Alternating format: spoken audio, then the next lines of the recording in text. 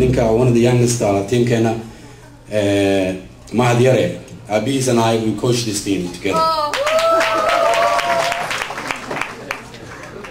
Assalamu alaikum wa rahmatullahi wa barakatuh.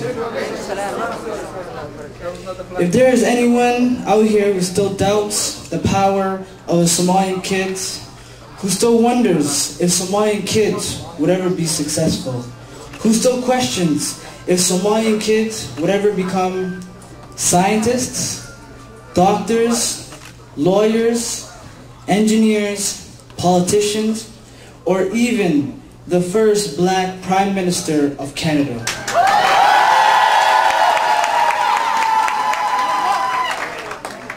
That dream is not far away if you put your mind to it. Kids need to understand that without education, you will not survive in this society.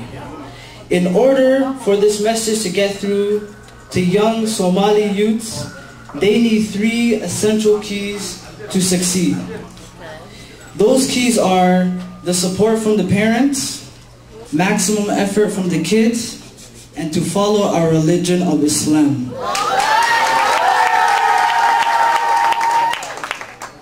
Parents don't usually start out wanting to make mistakes. They only rely on parenting instincts and don't get along and don't help with common parenting issues and problems. There are 3 common mistakes parents make. They are overestimating and underestimating problems, having unrealistic expectations, and being inconsistent.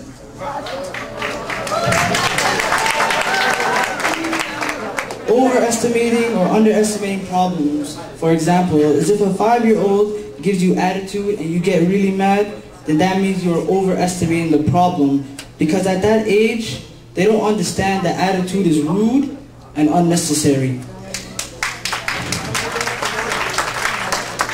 Having unrealistic expectation is a big problem, because if your kid has a 65 average in school and you tell him he or she must have a 90% average by the end of the year, he will later disappoint you and you will get really mad.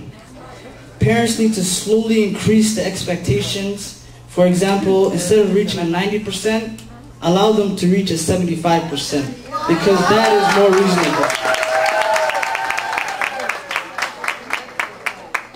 Being inconsistent is when you are sometimes very strict, but other time you simply don't care what your kids are doing.